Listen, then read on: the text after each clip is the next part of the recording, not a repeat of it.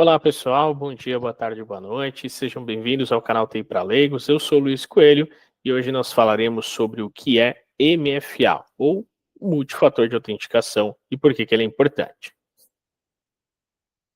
Bom, primeiramente, o termo MFA ele vem muito ligado a um outro termo de tecnologia que significa 2FA. O 2FA ou o MFA, eles são bem parecidos, inclusive. Um vem de 2FA, duplo fator de autenticação, já o MFA vem de multifator de autenticação. Qual que é a diferença entre esses dois termos de tecnologia? O duplo FA, o duplo fator de autenticação, ele requer autenticação em dois dispositivos, duas vezes, duas autenticações, como o próprio nome já diz. Já o multifator de autenticação pode ser duas ou mais vezes, para fazer um único acesso. São mais do que duas autenticações. Mas duas também já é considerado um MFA, já é multi, já é mais do que um. Por isso que muitas vezes esses termos significam a mesma coisa, tá? Muitas vezes, pelo menos, 2FA e MFA são exatamente iguais, são exatamente a mesma coisa. Quando a gente fala de fator de autenticação e o que é um fator de autenticação, para que serve, como é que funciona, a gente vai chegar lá daqui a pouquinho. Aguenta no vídeo que a gente já explica o que é um fator de autenticação. Qual é a ideia de fator de autenticação? Fator de autenticação são formas que você tem para se logar em algum sistema, para informar para algum sistema que eu sou o Luiz, por exemplo.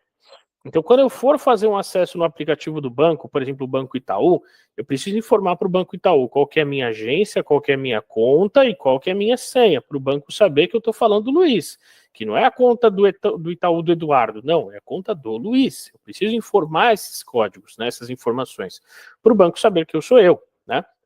Só que essa forma de autenticação padrão, agência e conta, uma senha, ou um usuário e senha, essa forma de autenticação ela é um pouco retrógrada, talvez os mais jovens brincariam, isso é na época dos Incas e dos Maias e tal. Por quê? Porque é uma forma fácil de se descobrir, correto?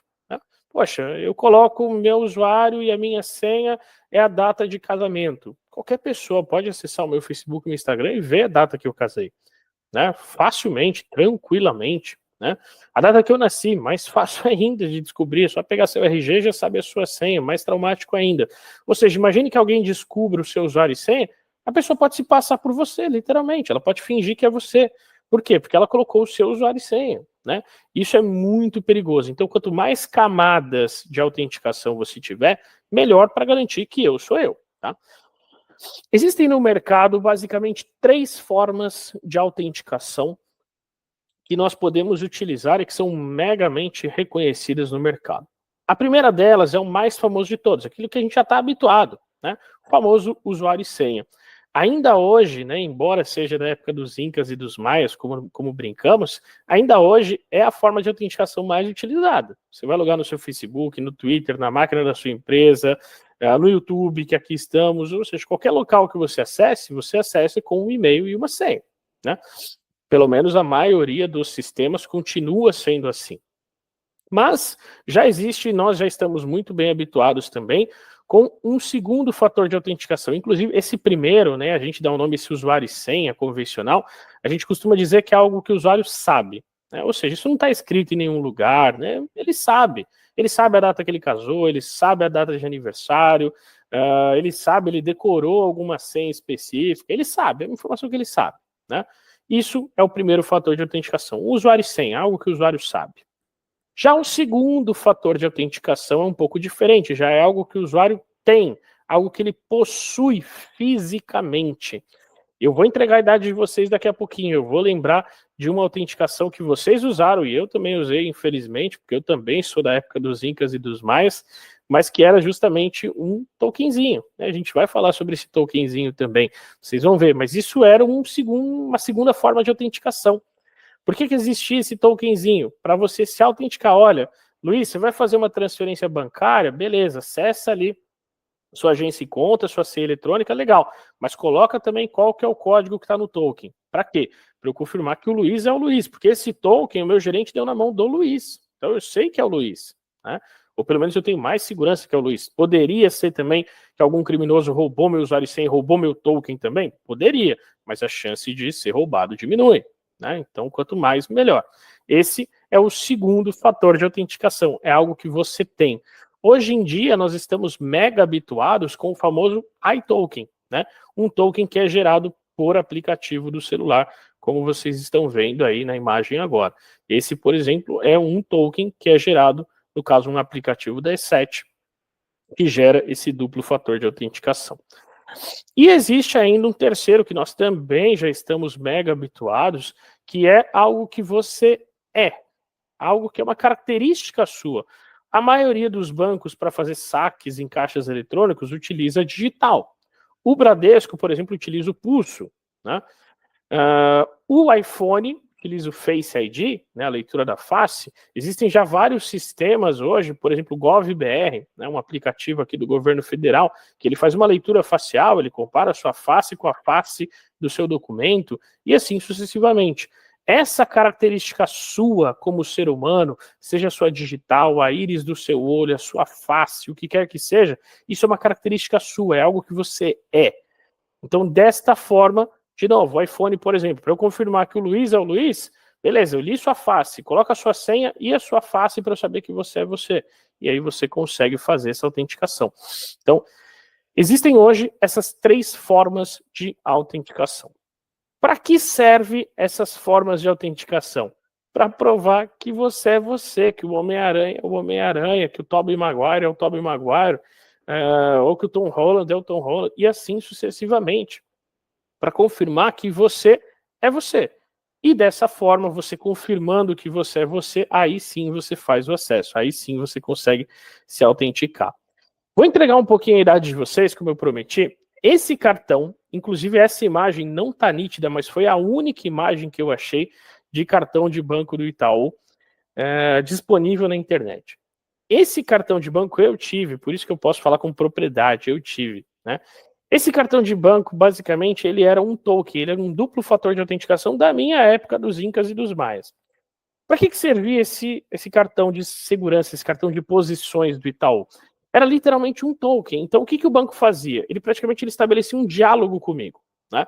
Ele chegava e falava, Luiz, poxa, Luiz, que legal, está acessando aqui o Internet Banking, Luiz, que bacana, você está colocando aqui a sua agência e conta, você está colocando a sua senha eletrônica, a senha está correta, poxa, legal demais, Luiz, parabéns, mas faz o seguinte, Luiz, você está fazendo uma transferência bancária, Luiz, você está dando dinheiro para outra pessoa de graça, de mão lavada, assim, Luiz, isso é muito sério.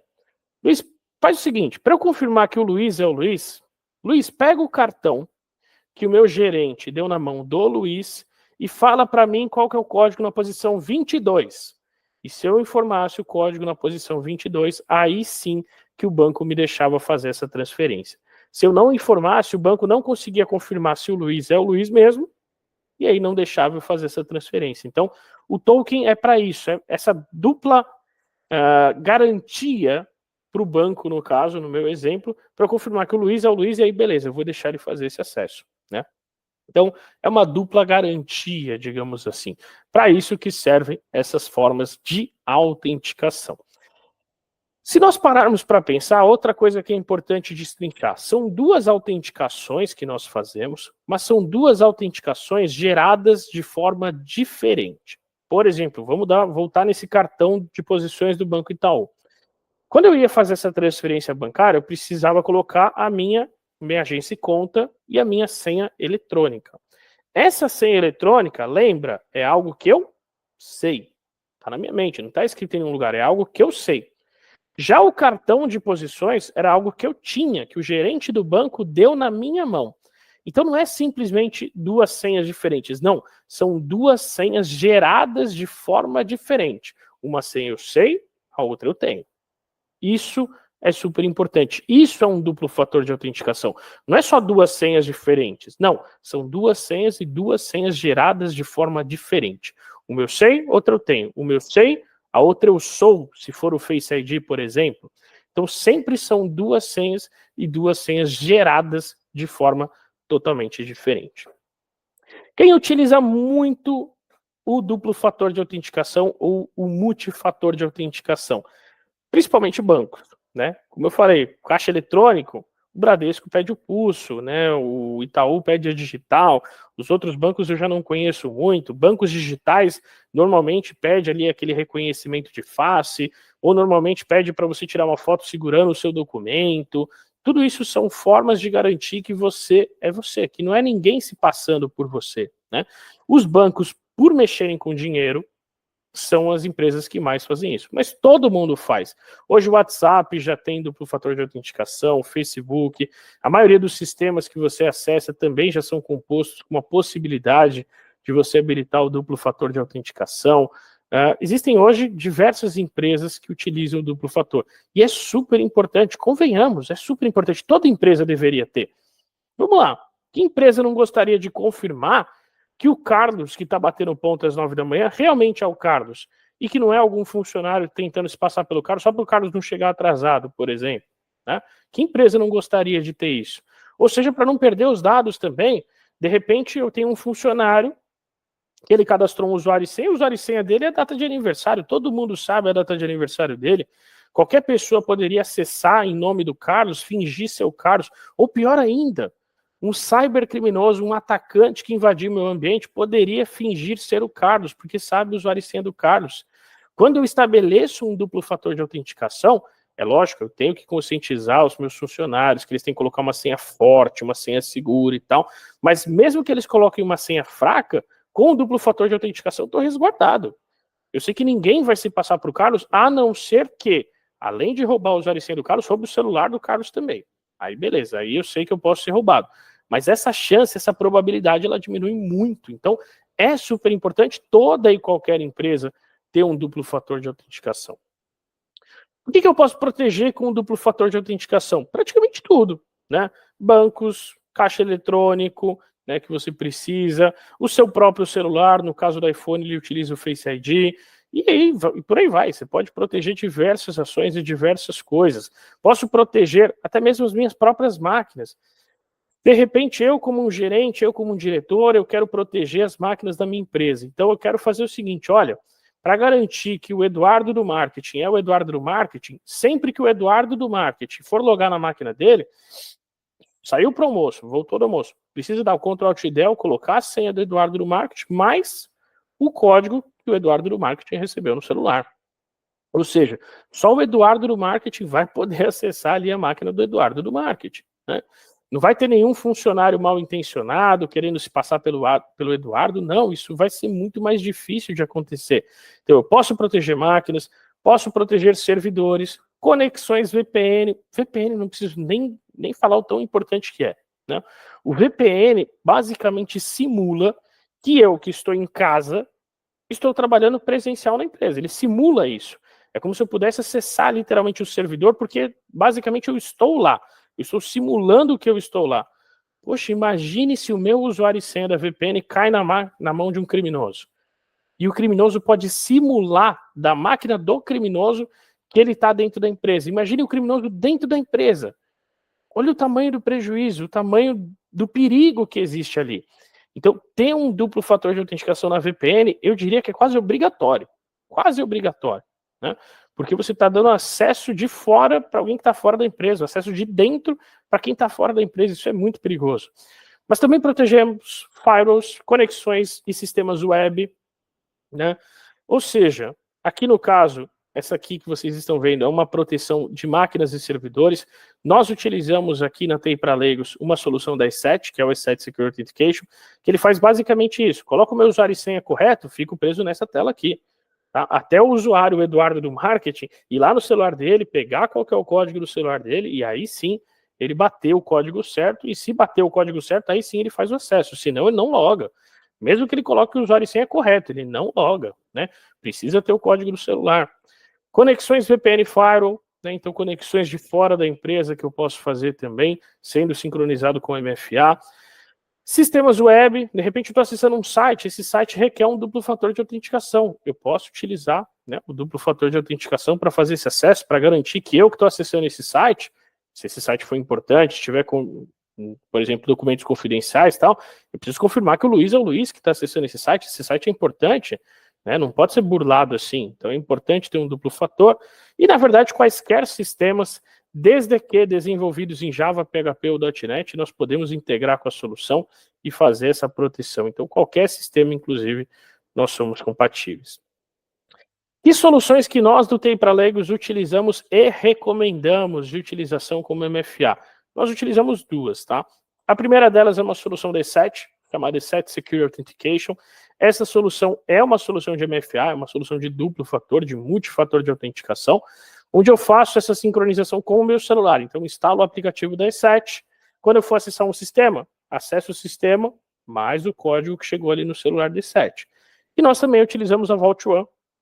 A Vault One é uma solução que ela não para no MFA, ela até faz no MFA, mas o foco dela é outro. Ela é uma solução de PAN. Vamos ter vídeo no canal explicando o que é PAN, a importância aí de uma solução como a Vault One. Vamos falar sobre isso também. Mas, basicamente, nesse caso, é uma solução que também entrega o nosso MFA.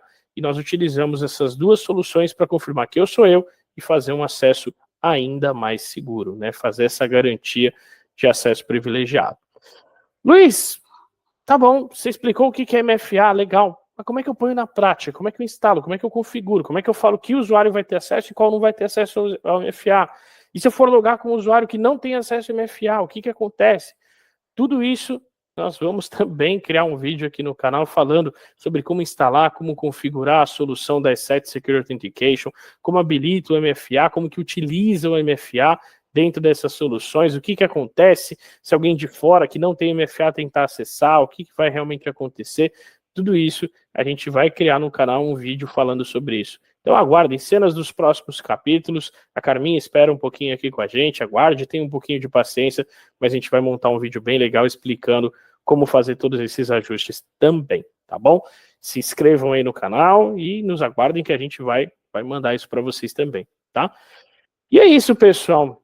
Mais uma vez, espero que tenhamos entregado a vocês um conteúdo de qualidade, divertido, sem ser pesado, onde vocês podem ter desmistificado o que é um MFA, o que é um 2FA, um duplo fator de autenticação.